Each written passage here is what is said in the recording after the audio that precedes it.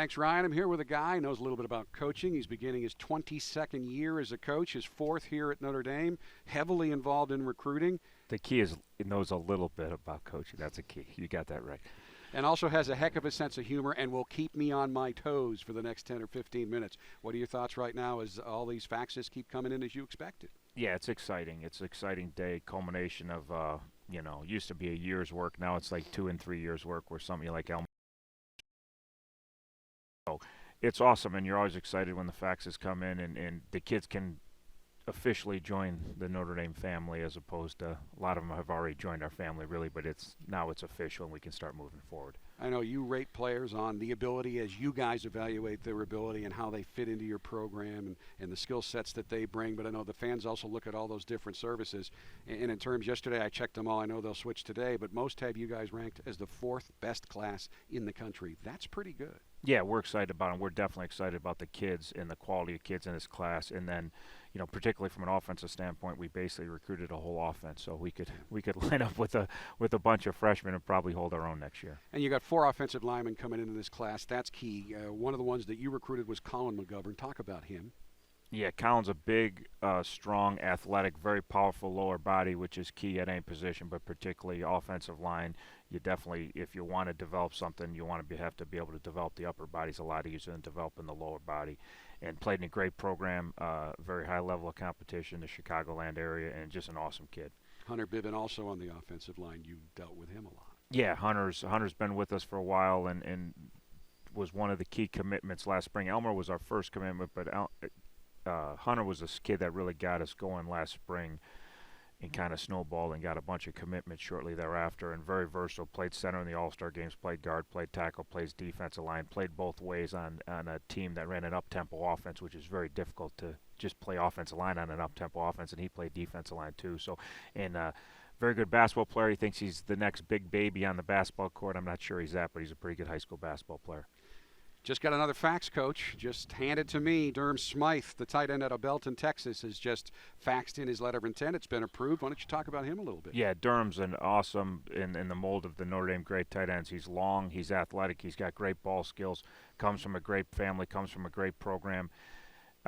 Will continue to develop physically like all high school kids, but he'll be able to run and catch the ball pretty quickly after he hits Notre Dame campus, and excited about the long line of tight ends that we've had here. We were talking about offensive line. One of the things I really liked about the offense that you and Coach Kelly ran last fall is that you adjusted. You really made the offense fit the strengths of your team. You weren't always spread. Took a lot of snaps under center for a variety of reasons, but you're looking for very multi-dimensional offensive linemen. Talk about the attributes that an offensive lineman has to have to fit into your system. Well, they got to be athletic, because we still do a ton of spread things. And when you talk about spread, we get the ball in the perimeter, we use our screen game, we run outside zone, which we need athletic offensive linemen. And then we got more into downhill power football also. So Coach felt like at Notre Dame you could get the cream of the crop at the offensive line. We certainly did this year, and we're planning on doing in the future.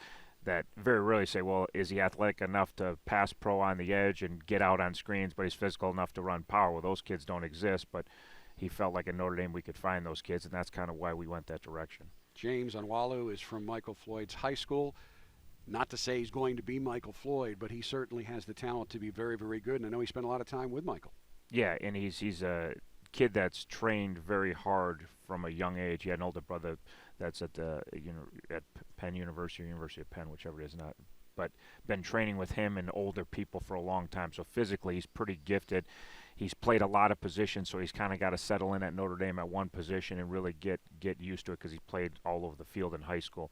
But very smart kid from one of the top high schools in the country, and very competitive and big, strong athlete that we're very excited about. And that's something that's really changed maybe in the last couple of decades, especially the last decade. Training your body athletically, beginning at an early age, is becoming more and more important, isn't it? Yeah, it's big business too. So there's a lot of families that people get in there at a young age, and I'm more for them playing multiple sports and maybe not training as hard at a younger age and let them keep playing and keep competing. But it seems like kids are specializing early and earlier, and then with specialization, they're training for that particular sport at a very young age. So it's a different time than it was even a decade ago. You know, that's a great answer, and I love that answer because I come from a generation where you played whatever sport was in season at that time. Can that have some advantages too in an athlete's development? Yeah, and I just think the feel for the game and the feel for athletics in general, the more you compete, the more your competitive situations, the better you get at competing. And I think there's a pro and con like everything else in this world. If you specialize and you train younger, you're probably going to have a better physical product by the time you get to college, but they might be a little less aware of what's going on in the field. So we as coaches probably have to coach them a little bit more than the kid that always played multiple sports and has been in that athletic competitive arena over and over and over again before they reach college. So it's a different deal, but it works out either way, I'd say. James, Malik Zaire, Steve Elmer, all enrolled early. I got a chance to speak with all of them. They come across so well, and really at this university, that part of the overall personality is important as well to stand out here. Yeah, amazing kids in this class. From a football standpoint, that's where it starts. You don't go look for great kids that are great students that can't play football. That doesn't get it done.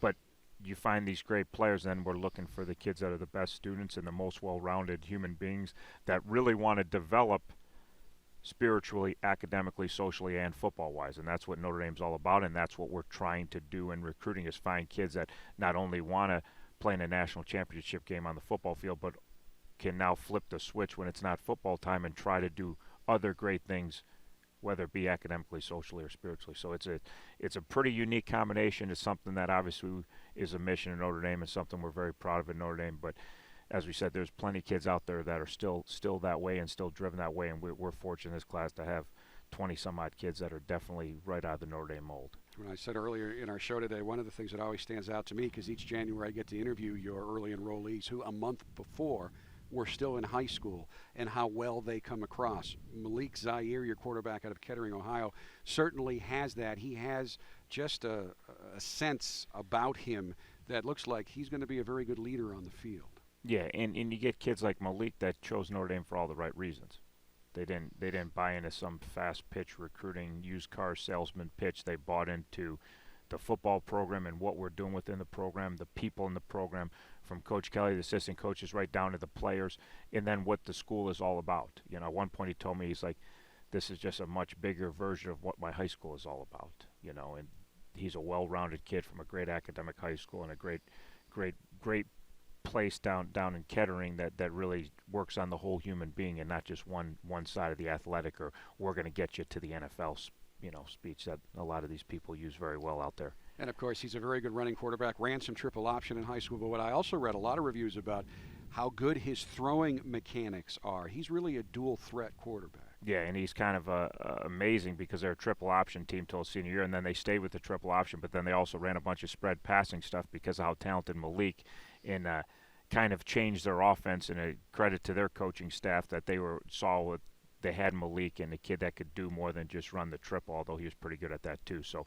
he's definitely a dual threat quarterback. He's very smart. He's an outstanding leader, as you've already mentioned, and we're really excited to get him in this class. Again, you talked about recruiting a whole offense. You almost recruited an entire offensive line. 4 in the class. Of course, as the offensive coordinator, you're involved in every one of these recruitments, but specifically focused on 3 of those guys, Steve Elmer being one of them, an early enrollee, and a guy I know was really fired up to be here. Yeah, another one, never, well over a 4-point in high school. It could have went to any great school just as an academic, let alone he is a huge individual with great athleticism, great flexibility, a ton of power, and really, really excited. And getting him here, 6 months ahead of the game also helps, and we need him this spring to get out and practice because we don't have a ton of depth at the O-line right now, so he's going to get a great opportunity. But just physically very, very, very gifted, probably more gifted than he even understands how gifted he is as a young man, so he'll figure it out here pretty quick. You and your coaching colleagues have been here now for 3 full years, really the 4th class that you've been involved with, the 3rd one you've been involved with for the entire cycle. And talk about the depth that you have now been able to build on offense. Obviously, you have some areas of need, but you've got guys who can step up into some of those roles who have been here for a while. So the younger guys, many of whom can contribute, but they don't necessarily have to right away. Is that a plus? Yeah, you'd like to get to the point where none of your freshmen are contributors because although your freshman class is the fourth in the country, you've put it together with classes ahead of them that were fourth in the country, and typically those seniors are better than those freshmen. So you'd like to get to that point, and you never really ever do, but that's the goal. But we built depth and built depth on our. It starts with the special teams, that you get young kids running around on special teams. A lot of times that's the first way they can impact and help us win football games. And then you start to build depth at the positions, and we're still doing that. We're only in year 3. We're not, everybody's excited about 12-0, and we're excited about 12-0 regular season, excited about taking a shot at the national championship, but we're still in the building process mode in our mind. This wasn't a 3-year plan. It was, we're going to build this thing to last, to where we can compete to get in BCS types of competition on a year in, year out basis. So we're still building that depth that you alluded to that is so important, and in some areas we're not there yet. So these young old linemen are going to be huge, because a lot of those kids are going to be into that 2 deep next year. Whether they're ready for it or not, we're going to need them to step up in those roles. And you touched on special teams. Everybody knows how critical they are. They're usually noticed 2 times: when a spectacular play is made or when they play poorly. Talk about the importance of this depth in terms of special teams, in that you can put better and better athletes on those special teams. Well, just managing the game and managing the field position is super critical, obviously. In all the close games that we won this year, every yard was important, as we know, and special teams are critical in that. So the young kids getting out there and having the athletes to run around and cover kicks, it takes a great athlete, or having an athlete to block somebody who's running cover a kick, are typically the best athletes in your program. And you don't want your senior starting inside linebacker to do that role if he doesn't have to. So for young kids that come in and take on some of the tougher jobs you ask them to do, is to do the jobs on special teams, is coverage and blocking. So you're asking young kids that are inexperienced to do difficult jobs, so they better be pretty good athletically. You started this interview by saying, we recruited an entire offense, so you knew you had needs. Do you believe that you filled all of your needs? Yeah, no, we were trying to, rank, and you go receiver, tight end, O-line, running back, quarterback, and to me, you'd give us an A in every area of recruiting offensively. If you just say, you look at Malik at quarterback, one of the top quarterbacks in the country, and dual threat, and really fits what we're trying to do on offense, running and throwing. And then you've got those offensive linemen who are all based on somebody out there, has them nationally ranked very high, depending on which poll you look at. One guy likes one guy better than the other, but they're all kids that we feel great. And we got a whole offensive line up there, and then you got two unbelievable tight ends that are 2 of the better running and catching tight ends in the country.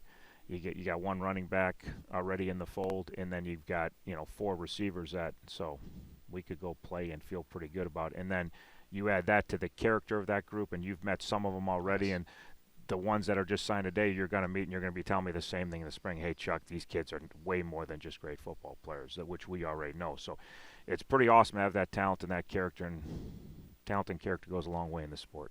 12-0 season, national championship game, great recruiting season. Today, signing day. What do you do over the next couple of weeks just to recharge your batteries a little bit? Or do you? Because I know spring practice is coming up. Yeah, no, we're pretty much recharged. It doesn't take a lot. The nice thing is you get back on a little bit more of a normal schedule and get to see your family. It's more about getting to spend quality time with your family than anything else. As far as recharging for football, I'm really proud of what happened at Notre Dame in 2012, but we've kind of closed that door already, and we're more than excited to, it's great yesterday to be off the road and actually see some of our players that are on our team that get a little bit neglected in January because we're gone so much, and they're starting theirs next semester, and we're really not. 7 of the 10 of us aren't here every day, so it's nice to get back with these kids, especially with what they accomplished a year ago, and we'll get cranking on 13, and we got a lot of work to do. Chuck, thank you for the time. Congratulations on a terrific class. Thanks. Irish offensive coordinator and quarterbacks coach Chuck Martin. He's got another phone call, I'm sure, or a meeting to go to. Ryan, back to you.